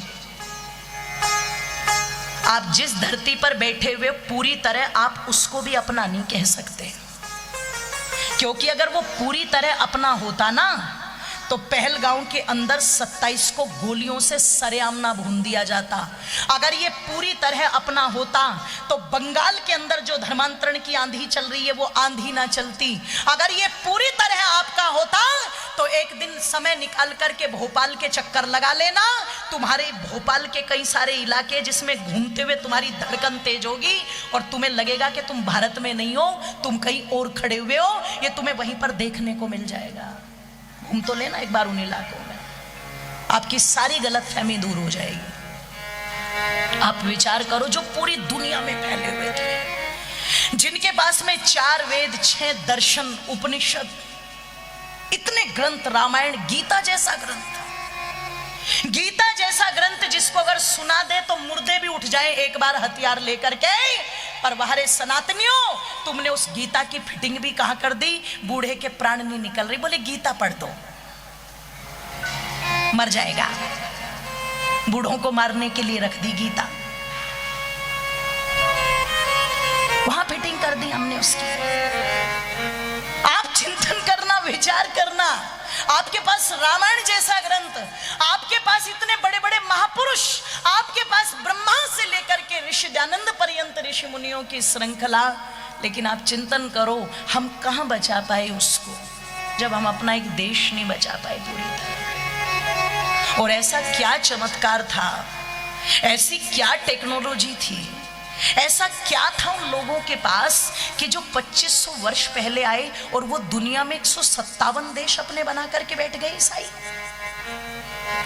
ऐसा क्या था मेरी माताओं लोगों के पास जो 1500 वर्ष पहले आए और उन्होंने 56 देश अपने बना लिए और आज वो कहते पूरी दुनिया में हम इस्लाम का परचम लहराएंगे। क्या है उनके पास, आप सोचो तो सही।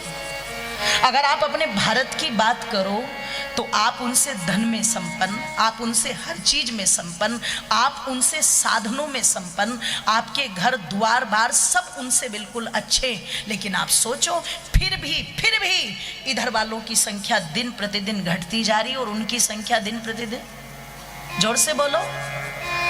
और कारण क्या है? जमीन कितनी, बोले 50 बीघे।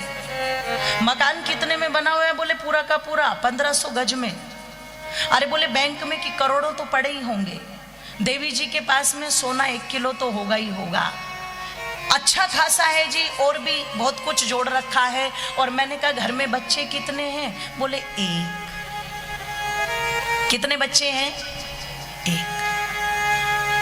और उस 1 को भी लेकर के इतने चिंतित हैं, इसको अच्छा भविष्य देना है, इसको अच्छा भविष्य देना है, इसको अच्छा भविष्य देना है। अच्छे भविष्य के चक्कर में वो 1, और वो भी दब्बू किस्म का, इतना कमजोर, इतना कायर, जो कमरे में छिपकली को देख करके भी चिल्लाता है मम्मी।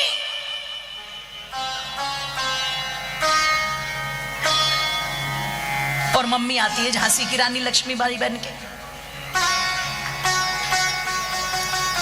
आप विचार करना, 1। और दूसरी जगह खाने को दाने नहीं, मजदूरी करके पेट पाल रहे हैं, कोई साधन कोई सुविधा नहीं, ना अच्छा खिला सकते, ना अच्छा पहना सकते, ना अच्छी सुख सुविधाएं दे सकते, कुछ नहीं दे सकते। और उनसे पूछो कितने तुम्हारे, अरे बोले जी 9 है और 10वां अल्लाह के फिजलो करम से आने वाला है।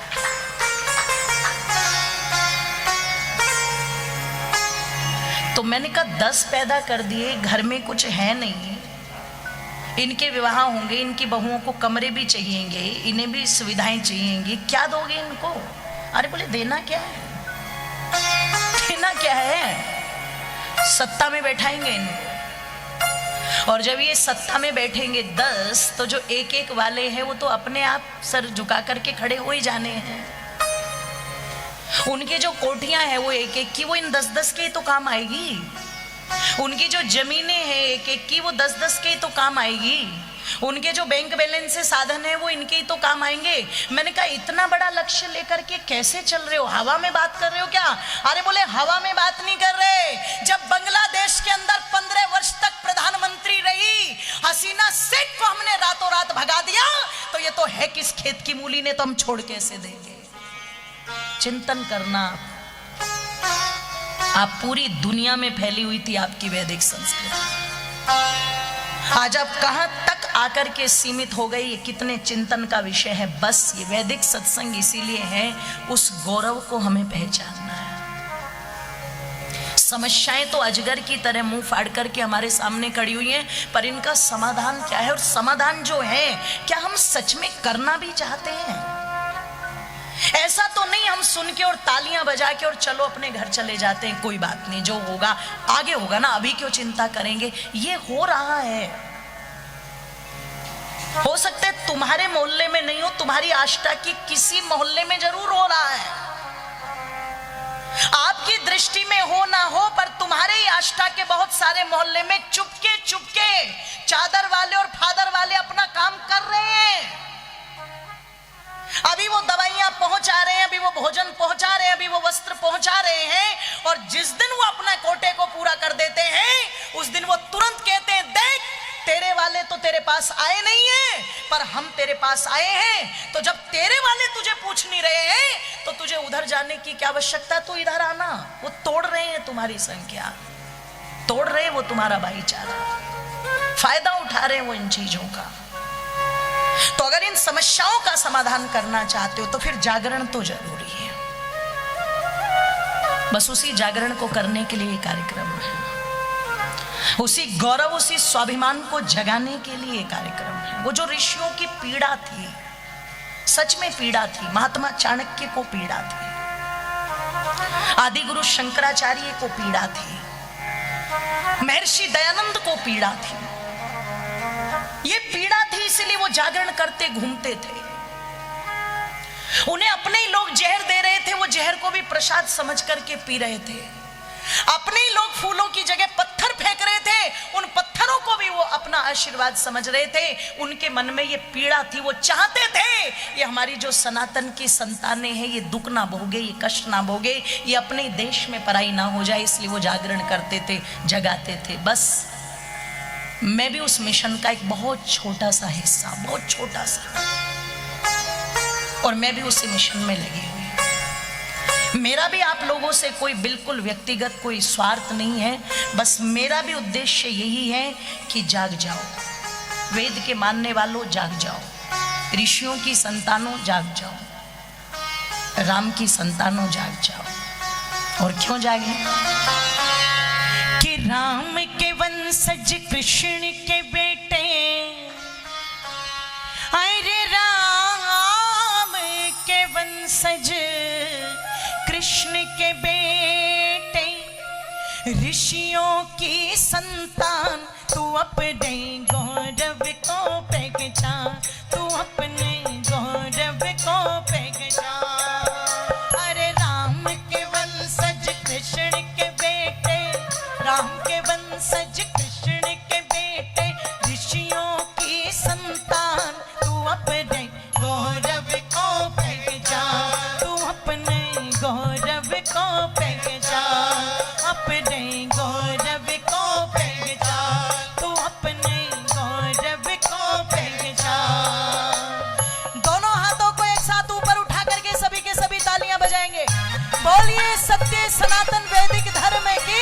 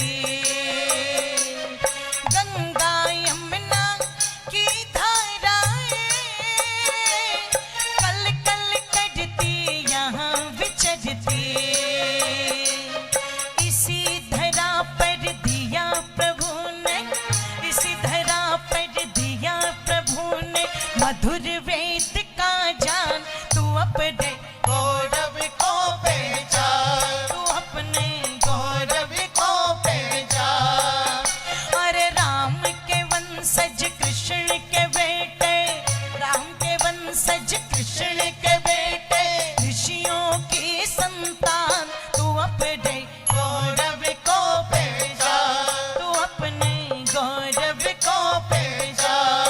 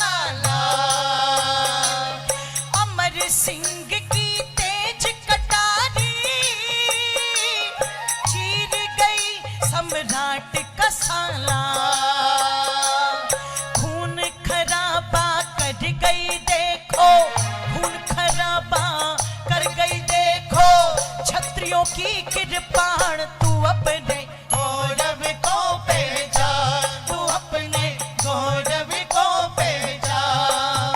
अरे राम के वंशज कृष्ण के बेटे, राम के वंशज कृष्ण के बेटे, ऋषियों की संतान तू अपने गौरव को पहचान, तू अपने गौरव को पहचान, रे अपने गौरव को पहचान, तू अपने गौरव को पहचान।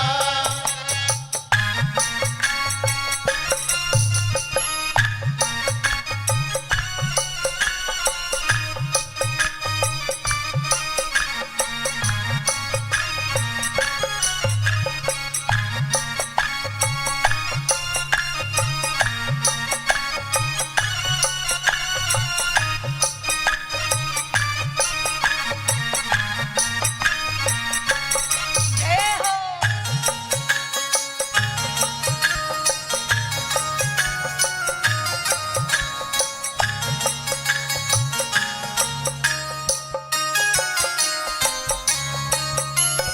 किरणमयी दुर्गा माया, शत्रु का कर गई सफाया। किरणमयी दुर्गा माया, शत्रु का कर गई सफाया। गजब किया लक्ष्मी बाई ने, अंग्रेजों का खून बहाया। लक्ष्मण सिंह बेमोल देश की, लक्ष्मण सिंह बेमोल देश की कर गई ऊंची शान, तू अपने गौरव को पहचान, तू अपने गौरव को पहचान। अरे राम के वंशज कृष्ण के बेटे, राम के वंशज कृष्ण के बेटे, ऋषियों की संतान तू अपने गौरव को पहचान, तू अपने गौरव को पहचान।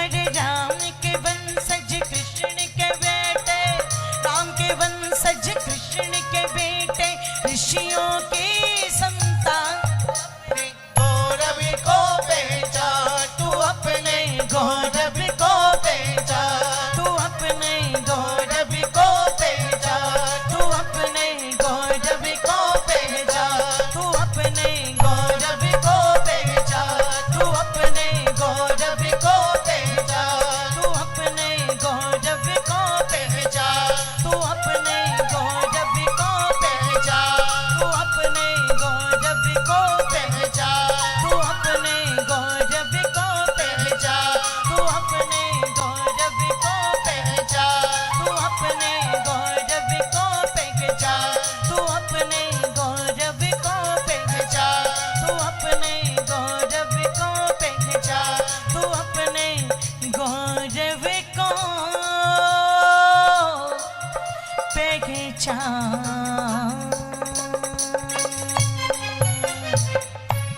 राम के वंशज कृष्ण के बेटे, ऋषियों की संतान तू अपने किसे पहचान?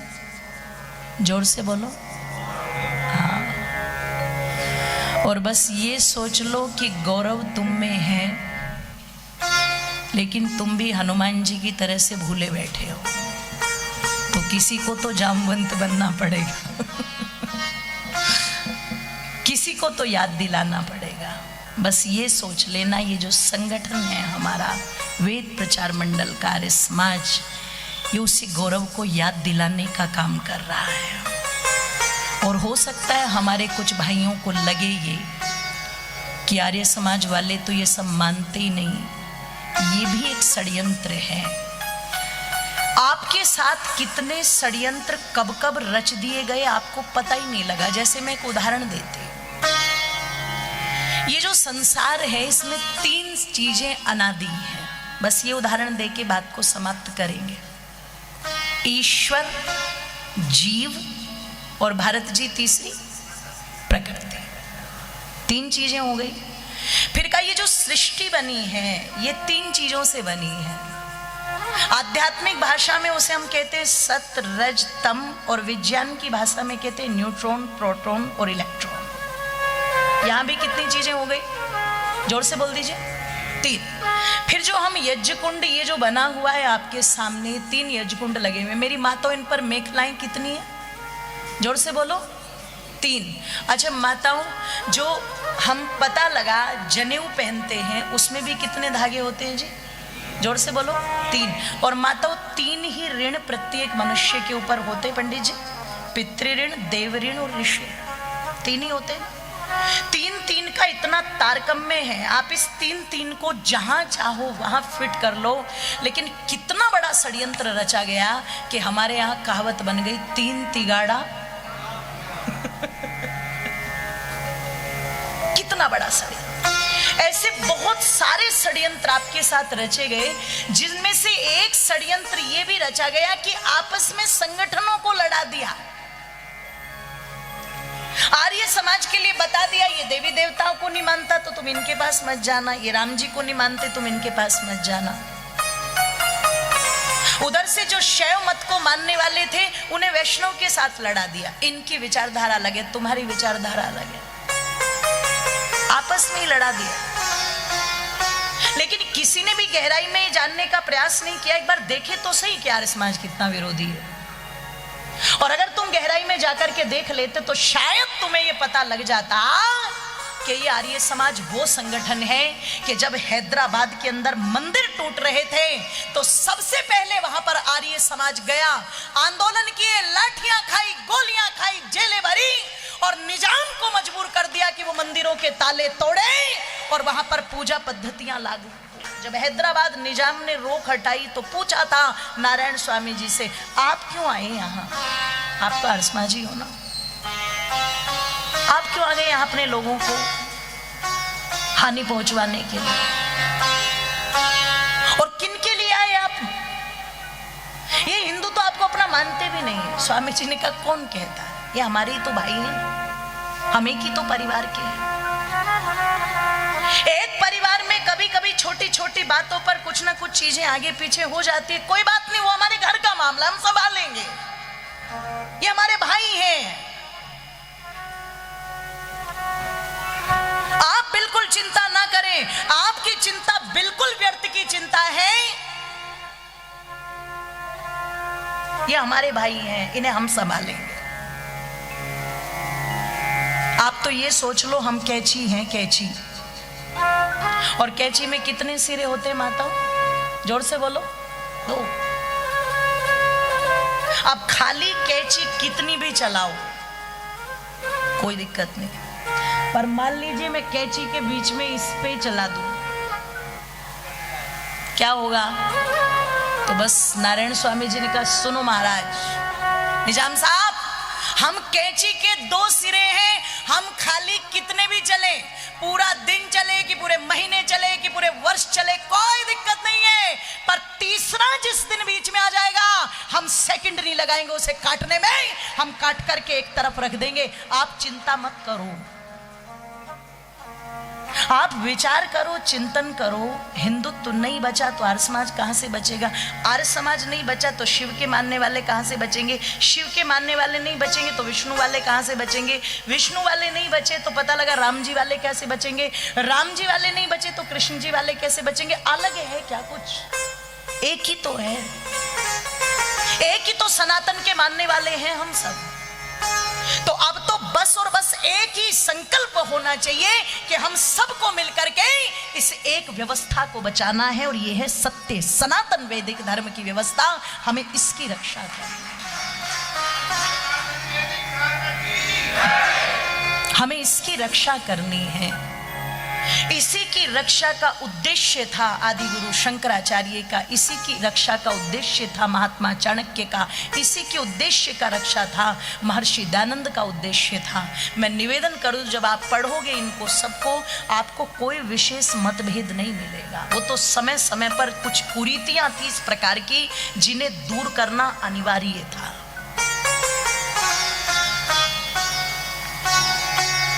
इसलिए थोड़ा बहुत विचारों में मतभेद हो गया, लेकिन दूसरे लोगों ने उसका फायदा उठा करके उस मतभेद को इतना बढ़ा दिया कि हम मुंह घुमा करके चल पड़े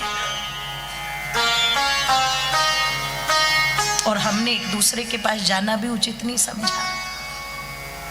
एक बार बैठ लेते साथ, विचार कर लेते साथ, कुछ नाराजगी थी तो वो दूर हो जाती, पर संगठन तो बना रहता। और जब तुम्हारा संगठन बना रहता है ना, किसी की हिम्मत नहीं होती तुम पर हाथ डालने की, किसी की भी। पर जिन्हें पता था कि इनमें संगठन नाम की तो कोई शक्ति ही काम नहीं कर रही, ये राम जी का नाम लेते पर इनकी रगों में राम जी की विचारधारा काम नहीं कर रही है। आजकल इन्होंने कृष्ण जी की कृपा का पात्र बनना बंद कर दिया है। अब ये हनुमान जी की शक्ति और सामर्थ्य को जानना ही नहीं चाहते। अब ये कैलाशपति की ताकत को पहचानना ही नहीं चाहते। जिन्हें पता था तुम्हारी कमजोरी का, उन्होंने दिन दहाड़े तुम पर हमला किया और वो हमले में इतने सफल हो गए कि दिन दहाड़े उदयपुर के अंदर कन्हैया लाल की गर्दन काट करके आराम से चले गए। आप एक बार विचार करो, वही बाजार अगर मुसलमानों का होता और दो हिंदू बाइक पर सवार होकर के आते और किसी की गर्दन काटते, मैं गारंटी देके कहती हूँ वो जिंदा निकलने वाले नहीं थे उस बाजार से। मुजफ्फरनगर का कमाल गांव, और कमाल गांव के अंदर मुसलमानों ने एक लड़की को छेड़ दिया। चौधरी समाज की जाटों की लड़की थी, उसके दो भाई थे, ध्यान रखना, जिनमें से एक का नाम था सचिन, एक का नाम मुझे ध्यान नहीं आ रहा है, एक सगा भाई एक चचेरा भाई। और जब लड़की ने आकर के घर पर शिकायत की कि उस मोहल्ले के अंदर, मुसलमानों के मोहल्ले के अंदर मुझे छेड़ा गया, वो दोनों भाई युवा थे, जोश था, खून में उबाल आया, दोनों बाइक लेकर के पहुंच गए, दोनों की काट काट करके हत्या कर दी। ध्यान रखिएगा। अब मुझे तो ये भी नहीं पता तुमने ताली किस बात पर बजा दी, यहां तो मुझे ये भी समझ में नहीं आया। आप विचार करना, दोनों को काट के उसके बाद वो उत्तर प्रदेश में आंदोलन चला, उस समय मुलायम की सरकार थी जब। आप सोचो, विचार करो। और यहां उदयपुर के अंदर किसी की गर्दन कटी और सब अपनी दुकानें बंद करने में लग गए, सबको अपनी अपनी पड़ी थी। और वो छुरियां दिखा करके आराम से चले गए। कुछ दिन जेल में रहे, पर वो आराम से अब बेल लेकर के बाहर घूम रहे हैं। और अब किसी ने हिम्मत करके एक पिक्चर बना दी और उस पिक्चर को रिलीज नहीं होने दिया काफी दिनों तक। तो उनकी ताकत इतनी बढ़ गई। और ताकत बढ़ने का प्रश्न नहीं है, प्रश्न है सही और गलत का, प्रश्न है सत्य और असत्य का, प्रश्न है कि किसको रहने का अधिकार है। आप सोचो सही, उन लोगों की संख्या आपके मोहल्ले में बढ़नी चाहिए जो गाय को पूजते हैं, या उन लोगों की संख्या बढ़नी चाहिए जो गौ माता को काटते हैं? आप सोचो, आप किन की संख्या देखना चाहते हो अपने आसपास? आप विचार करो, आप उनकी संख्या देखना चाहते हो कि आपकी बेटी घर से बाहर निकले और कोई उसे चाचा समझ के, कोई उसे काका समझ करके आशीर्वाद दे, कोई भाई की तरह पूछे बहन तुम कैसी हो? या फिर उन भेड़ियों को देखना चाहते हो जिनकी कुदृष्टि दिन रात इसी बात पर रहती है कि कब इसको हत्याएं? आप सोचो तो सही, आप किनको देखना चाहते हो? किनको रहने का अधिकार होना चाहिए? क्योंकि परमात्मा कहते हैं ये भूमि मैंने दुष्टों के लिए तो नहीं दी। अगर दुष्टों के लिए परमात्मा ये भूमि देते मेरी माताओं, तो भगवान राम जी की तलवार किन पर चली थी जी? बोलो, दुष्टों पर। भगवान कृष्ण ने सुदर्शन चक्र चलाया तो किन पर चलाया? बोलो, दुष्टों पर। अगर वो चाहते ही नहीं थे कि दुष्ट रहे, परमात्मा ने ये भूमि दुष्टों के लिए दी ही नहीं, तो सीधी सी बात है यहां सज्जनों को रहने का अधिकार है। क्योंकि भगवान भी वेद में कहते हैं अहम भूमि मददाम आर्याय, ये भूमि मैंने श्रेष्ठ लोगों के लिए दी है। इस बात को भगवान योगीराज कृष्ण भी कहते, परित्राय च साधूनाम विनाशाय च दुष्कृताम, जो दुष्ट है उनका नाश करो और जो सज्जन है उनकी, जोर से बोलो, रक्षा करो। अब अगर उनमें से कोई सज्जन बनकर के इधर आने को तैयार है तो मैं कहती हूं बाहें फैला फैला करके स्वागत करो। क्योंकि मैं बहुत सम्मान करती हूं एपीजे अब्दुल कलाम का, मैं बहुत सम्मान करती हूं अशफाक उल्लाह खां का, मैं बहुत सम्मान करती हूँ अब्दुल हमीद का। अगर आज भी उनमें से कोई कहता है कि हम अस्फाकुल्लाह खां बनने को तैयार हैं, तो फिर बाहें फैला करके उनका स्वागत होना चाहिए, जैसे पंडित राम प्रसाद बिस्मिल ने किया था। फिर ऐसे स्वागत करो। लेकिन यदि कोई कहे कि हम खाएंगे यहाँ, रहेंगे यहाँ और गीत गाएंगे पाकिस्तान के, तो उन्हें रहने का अधिकार नहीं होना चाहिए। क्योंकि जानते हो क्या होगा?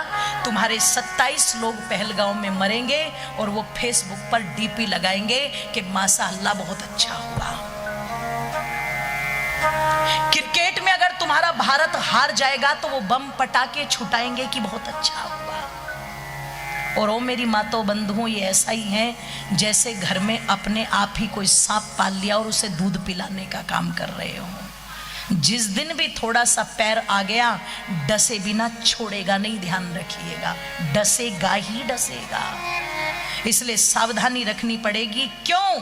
तो मैं कह दूं, सावधानी हटी और दुर्घटना, जोर से बोलो, बस ये दुर्घटना नहीं घटनी चाहिए। इसलिए आपको सावधानी रखनी है। इसलिए सचेत करने के लिए ये आर्य समाज, ये हमारे तमाम संगठन मिलकर के इस कार्य को कर रहे हैं। मैं समझती हूँ भगवान की कृपा हो, आपकी समझ में आए। आज पहला दिन था और मैंने बता ही दिया था भारत में पहला दिन कैसा होता है, लेकिन फिर भी अच्छा था। आप बड़े स्नेह से, बड़े प्रेम से पहुंचे। हृदय से आपका आभार व्यक्त करती हूँ और अपेक्षा करती हूँ पूरी कि आज हमारा ये बीच का जो खाली स्थान है, इस खाली स्थान को कौन भरेगा माताओं? कौन भरेगा? वो एक नारा नहीं लगाया जाता, देश की रक्षा कौन करेगा? तो आगे क्या कहा जाता है? हम करेंगे, हम करेंगे। तो बीच वाला खाली स्थान कौन भरेगा? इनकी फोटो ले लो, नहीं तो नाट भी सकती है कल। ये मेरी माताएं खुद भी आएंगी, औरों को भी लेकर के आएंगी, क्योंकि आज तो थोड़ी भूमिका थी, पर कल एक बहुत अच्छा विषय मेरी माताओं जो आपसे विशेष जुड़ा हुआ है। और मुझे वेद का एक मंत्र इतना प्रिय है, ये सोचिए मेरा सबसे प्रिय मंत्र है, जिसको मैं कल रखूंगी और उसी के आधार पे मेरा पूरा प्रवचन कल रहेगा, जो मेरी माताओं से, बहनों से विशेष जुड़ा हुआ है। इसलिए अधिक से अधिक संख्या में मेरी मातृशक्ति चल कर के आई। और ये आपकी भी जिम्मेदारी है, अपनी बेटियों को, अपने बेटों को जरूर लेकर के आ पाए। अगले 5 दिन अपने आप में बड़े महत्वपूर्ण होने वाले हैं। प्रयास करेंगे उन चर्चाओं को जिन चर्चाओं की वर्तमान में बहुत आवश्यकता है। इसलिए मैं पूरा अपना मानस तैयार करके इस मानस भवन में आई हूँ। आप भी अपने मानस को पूरी तरह तैयार करके इस मानस भवन में पहुँचे, अधिक से अधिक संख्या में पहुँचे। हृदय से सबका आभार, बहुत बहुत धन्यवाद। सबका मंगल हो, कल्याण हो।